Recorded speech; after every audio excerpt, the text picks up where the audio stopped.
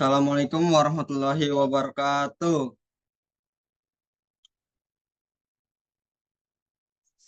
Baik, di sini sebelumnya perkenalkan Bapak Andre Pragomardian. Bapak di sini akan mengajar kalian materi PAI, yaitu membiasakan berpikir kritis dan semangat mencintai iptek. Sebelumnya Bapak absen dulu ya. Aziz Rizky Mardian, apakah hadir? Apakah hadir? Hadir. Oke. Oke. Arbi Pancanugra, apakah hadir? Hadir. Oke, alhamdulillah semuanya hadir ya. Nah, sebelum masuk ke materinya, Bapak akan mengingatkan dulu terkait materi sebelumnya, yaitu terkait beramal soleh. Di sini beramal soleh dengan sesuai ajaran Islam ialah melakukan sesuatu yang didasari dengan aturan Islam dan anjuran Islam. Nah, se- sebelum masuk ke materi ini, Bapak ingin bertanya, apa sih berpikir kritis itu?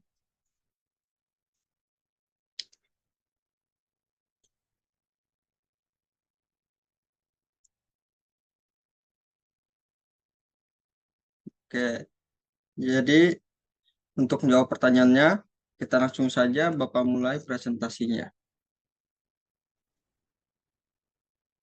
Pertama ada tujuan pembelajarannya. Di sini ada 5 tujuan pembelajaran. Yang pertama, menjelaskan makna berpikir kritis menurut Islam. Yang kedua, menganalisis dalil Al-Quran yang mendorong manusia untuk berpikir. Yang ketiga, menjelaskan hubungan Islam dengan perkembangan ilmu pengetahuan dan teknologi. Yang keempat, menyelesaikan permasalahan kontekstual penggunaan teknologi berdasarkan nilai-nilai Islam. Dan yang terakhir, menunjukkan sikap bijak dalam menggunakan perkembangan teknologi. Di sini pengertian berpikir kritis. Nah, apa sih itu berpikir kritis? Berpikir kritis adalah proses mental menganalisis, mengevaluasi, dan menafsirkan informasi secara objektif dan rasional. Ini bukan tentang mencari-cari kesalahan, melainkan tidak menerima informasi mentah-mentah, mengenali bias yang ada, serta menggunakan logika untuk mengambil kesimpulan yang tepat sebelum bertindak. Jadi, menurut Islam, berpikir kritis ialah suatu aktivitas analitis dan reflektif yang menggunakan akal untuk menggali kebenaran, memahami tanda-tanda kebesaran Allah melalui ayat-ayatnya, dan menilai informasi secara objektif. Dan ini mencakup proses tafakur, merenung, dan tadabur, yaitu memahami cara mendalam agar menghasilkan keputusan dan keyakinan yang kuat. Nah, berpikir kritis dalam Islam ini ada dalilnya. Apakah di sini ada yang ingin membacakan ayat Al-Qur'annya?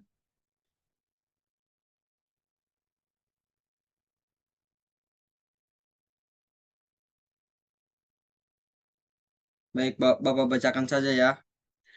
Di sini ada Quran surah Al-Isra ayat ke-36. Wala tak A'udzubillahi minasyaitonirrajim. Bismillahirrahmanirrahim. Wala taqfu ma laisa laka bihi ilm. Inna sam'a wal basara wal fu'ada kullu ulaika kana anhu mas'ula. Artinya, janganlah engkau mengikuti sesuatu yang tidak kau ketahui. Sesungguhnya pendengaran, penglihatan, dan hati nurani semua itu akan dimintai pertanggungjawabannya. Nah, di sini tafsirnya dari Al-Isra 36 ini mengajarkan kita sebagai umat muslim untuk harus mengutamakan ilmu, bukti, dan fakta yang ada di lapangan agar dalam setiap ucapan, perbuatan, dan keputusan yang kita perbuat itu didasari dengan landasan yang kuat dan sesuai dengan prinsip Islam. Ayat ini terutama menjadi landasan penting dalam proses berpikir kritis. Apalagi di zaman sekarang di tengah derasnya arus informasi yang ada dan berkembang pesatnya iptek, kita sebagai umat Islam harus mampu menggunakan akal, pendengaran, dan penglihatan kita dengan baik dan secara bertanggung jawab sebagai bentuk ketaatan kita kepada Allah Subhanahu wa Ta'ala. Lalu selanjutnya, pentingnya berpikir kritis. Di sini ada 4. Yang pertama, penyaring informasi. Di era digital, informasi tersebar sangat cepat melalui media sosial, situs web, maupun aplikasi pesan. Tidak semua informasi yang diterima benar atau dapat dipercaya. Oleh karena itu, kemampuan berpikir kritis berfungsi sebagai penyaring informasi yang untuk menilai apakah suatu informasi ini valid atau tidak dan memiliki sumber yang dapat dipertanggungjawabkan atau tidak. Di sini seseorang yang berpikir kritis akan memeriksa sumber informasi yang ada, membandingkan informasi ini dari sumber-sumber yang lainnya dari banyak sumber, lalu membedakan apakah ini fakta, opini, atau hoax, dan tidak langsung menyebarkan informasi yang ada sebelum memastikan kebenarannya terlebih dahulu. Contohnya, ketika menerima berita di WhatsApp tentang suatu peristiwa, kita tidak langsung membagikannya, tetapi terlebih dahulu memeriksa apakah berita tersebut dimuat oleh media yang resmi atau memiliki bukti yang jelas. Yang kedua, pengambilan keputusan yang tepat. Berpikir kritis membantu seseorang mengambil keputusan berdasarkan fakta, data, atau pertimbangan yang matang, bukan karena emosi, tekanan teman, atau asumsi semata. Dalam proses ini, seseorang akan mengumpulkan informasi yang diperlukan, mempertimbangkan kelebihan dan kekurangan setiap pilihan, memikirkan dampak jangka pendek maupun jangka panjang, dan memilih keputusan yang paling bermanfaat dan bertanggung jawab. Contohnya, seorang siswa ingin menggunakan AI untuk mengerjakan tugas. Dengan berpikir kritis, ia memutuskan menggunakan AI sebagai alat bantu saja, bukan sebagai sumber utama.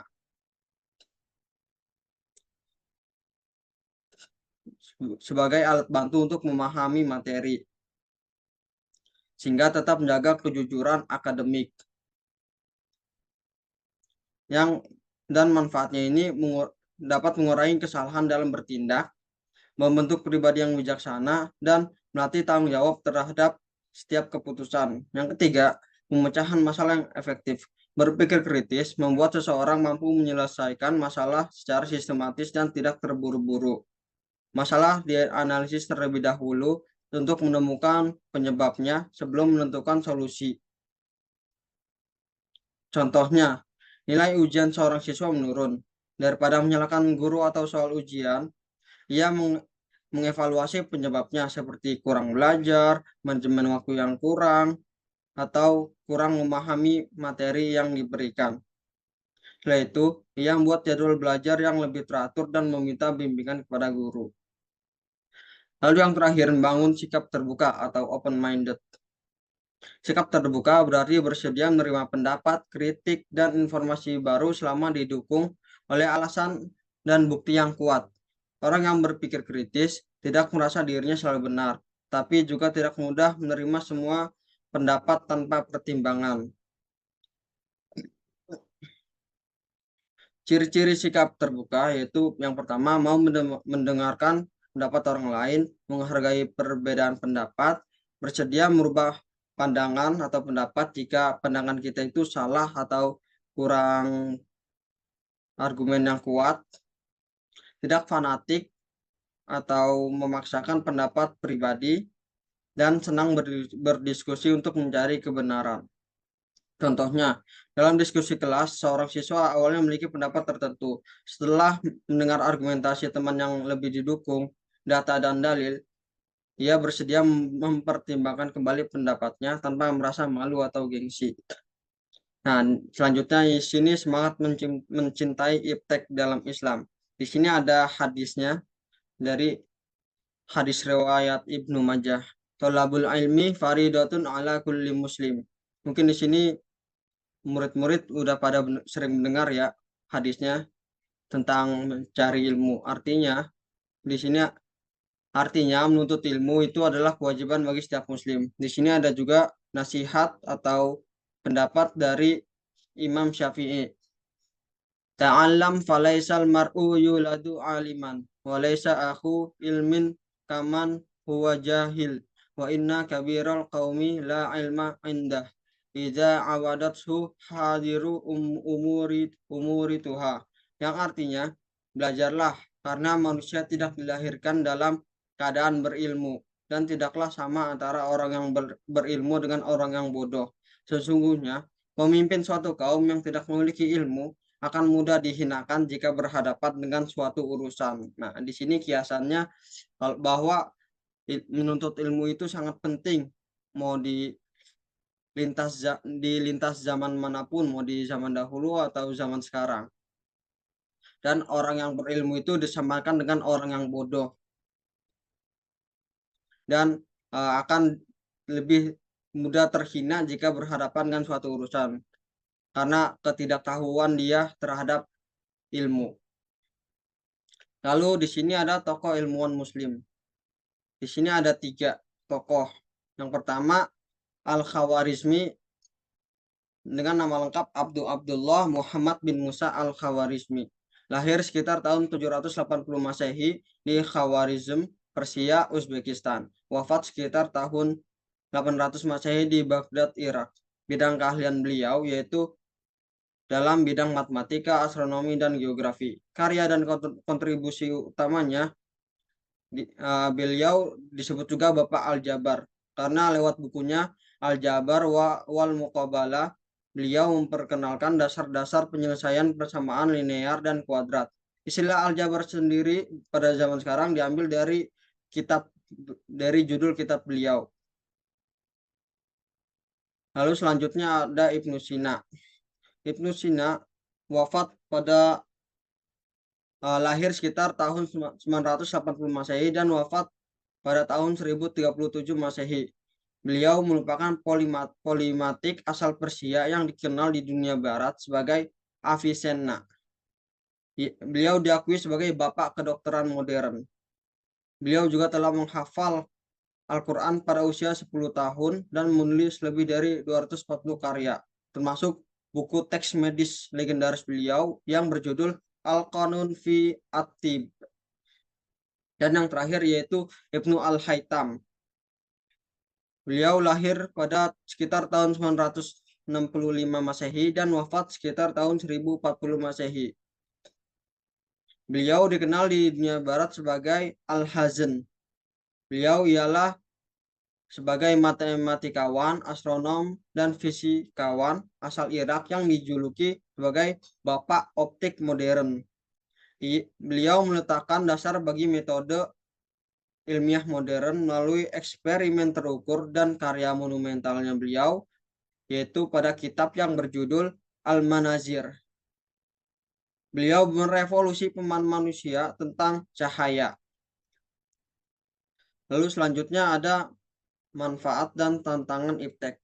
Di sini dari manfaat terlebih dahulu ada 4 poin. Yang pertama, mempermudah komunikasi.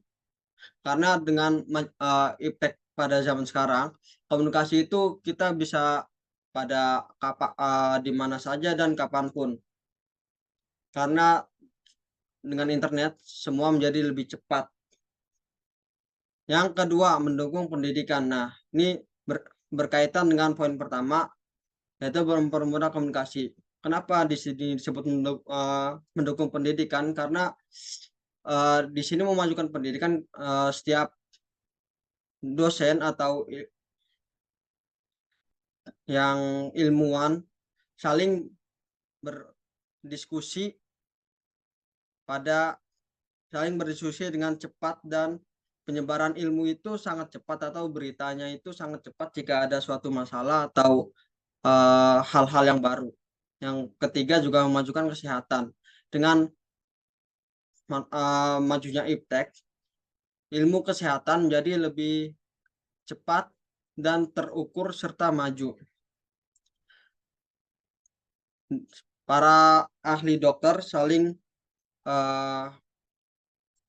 memberi masukan dan juga saran kepada dokter lainnya terhadap bidang keahlian mereka masing-masing yang sehingga memajukan ilmu kesehatan dalam berbagai bidang. Yang keempat, tentu saja mempercepat penyebaran dakwah. Di tengah iptek ini, arus informasi akan lebih mudah tersebar dan lebih cepat tersebar karena tidak adanya batasan yang menghalangi arus informasi ini. Kita sekarang sudah mengenal media sosial seperti Facebook, Instagram, TikTok, YouTube, dan lain-lain. Sehingga penyebaran dakwah ini akan lebih cepat dan lebih gampang tersebar dan menembus kalangan masyarakat, baik dari kalangan atas maupun sampai kalangan bawah. Di sini lalu ada tantangan. Di sini ada 4 poin. Yang pertama hoax, yaitu gampangnya berita yang tersebar, berita palsu yang tersebar, dan orang-orang yang melihat beritanya tersebut tidak diteliti terlebih dahulu sehingga hoax, berita palsunya itu tersebar sangat jauh. Yang kedua, cyberbullying. Di sini karena tidak adanya batasan dalam bermedia sosial, terkadang orang-orang itu sangat cepat membuli atau merendahkan pendapat orang lain jika pendapat itu tidak sesuai dengan pendapat mereka ataupun pendapat itu salah. Nah, jika pendapat itu salah, kita mungkin bisa memberitahu mereka dengan argumen yang kita miliki, bukan dengan membuli. Yang ketiga, kecanduan gadget. Nah, di sini di Gen Z, apalagi Gen Alpha sekarang yang sudah semakin paham teknologi ya. Di sini kecanduan gadget itu lebih tinggi karena di gadget ini semua ada di gadget seperti video yang menarik, permainan yang menarik seperti games, dan juga kita bisa melihat kabar-kabar orang lain di sini tuh jika kita menggunakannya berlebihan, maka ini akan menjadi suatu masalah lagi. Yang terakhir, penyalahgunaan AI. Di sini penyalahgunaan AI itu dalam bentuk seperti kita memplagiat karya orang lain tanpa kita merubah, memasukkan ide kita dan lainnya. Dan juga terkadang ketika kita belajar, AI ini kita jadikan sebagai sumber utama, bukan sebagai alat bantu saja, seperti yang sudah Bapak jelaskan sebelumnya. Dan yang terakhir, sikap Muslim dalam menghadapi iptek. Di sini ada 5 ya. Pertama, menggunakan teknologi untuk hal yang bermanfaat. Yang kedua, memverifikasi informasi sebelum menyebarkannya. Ketiga, menjaga etika dalam bermedia sosial. Keempat, mengembangkan iptek, mengembangkan kreativitas dan inovasi. Dan terakhir, menjadikan iptek sebagai sarana mendekatkan diri kepada Allah. Nah, lalu di sini ada studi kasusnya, ada 2. Yang pertama akan Bapak bagikan dulu ke 2 kelompok ya. Yang pertama, kelompok pertama itu akan Bapak kasih ke Arbi, dan kelompok kedua akan Bapak kasih ke Aziz. Di sini silakan kalian berdiskusi dan mencari jawabannya. Berdiskusi sama kelompok kalian dan mencari jawabannya.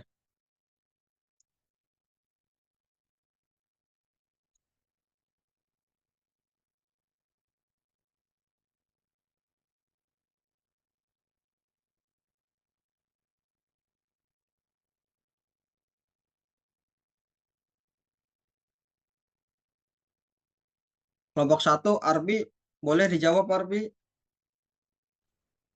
Ya, Pak. Tindakan tersebut tidak menunjukkan sikap berpikir kritis karena siswa hanya menyalin hasil AI tanpa memahami isi tugas. Berpikir kritis menuntut seseorang untuk menganalisis sebelum menggunakan. AI seharusnya menjadi alat bantu belajar, bukan pengganti proses berpikir, Pak. Udah itu aja, Pak. Oke, baik. Terima kasih Arbi, jawabannya bagus ya dari kelompok 1. Lalu lanjut ke kelompok 2. Boleh Aziz dijawab pertanyaannya? Mereka langsung mempercayai dan menyebarkan informasi tanpa meriksa kebenarannya terlebih dahulu kepada sumber resmi. Tindakan tersebut dapat menyebabkan penyebaran hoax dan menimbulkan kesalahpahaman. Itu saja Pak dari saya. Baik, terima kasih Aziz. Jawabannya bagus ya. Dan kita jadi tahu kalau kita harus meneliti terlebih dahulu berita yang ada. Lalu selanjutnya kesimpulan. Pembelajaran membiasakan berpikir kritis dan semangat mencintai IPTEK mengajarkan bahwa Islam mendorong umatnya untuk menggunakan akal secara bijaksana dalam mencari, memahami, dan menyikapi informasi, serta tidak mudah menerima sesuatu tanpa melakukan tabayun. Selain itu, Islam juga menganjurkan umatnya untuk terus menuntut ilmu dan mengembangkan ilmu pengetahuan serta teknologi sebagai sarana memberikan manfaat bagi kehidupan. Oleh karena itu, sebagai pelajar muslim, kita harus membiasakan diri berpikir kritis, memiliki semangat belajar yang tinggi, dan memanfaatkan IPTEK secara bijak, bertanggung jawab, serta sesuai dengan nilai Al-Quran dan Sunnah agar mampu menjadi generasi yang berilmu, berakhlak, mulia, dan memberikan kontribusi positif bagi masyarakat. Baik, di sini karena waktu sudah mepet, Bapak sudah kirim ya link soalnya berupa kuisis di grup. Silakan kalian mengerjakannya saja. Baik, sekian dari Bapak. Jika ada yang mau bertanya, boleh terkait materi hari ini. Tidak, Pak. Oke, tidak. Baik, sekian. Kurang lebihnya mohon maaf. Billahi taufiq wal hidayah. Wassalamualaikum warahmatullahi wabarakatuh. Waalaikumsalam warahmatullahi wabarakatuh.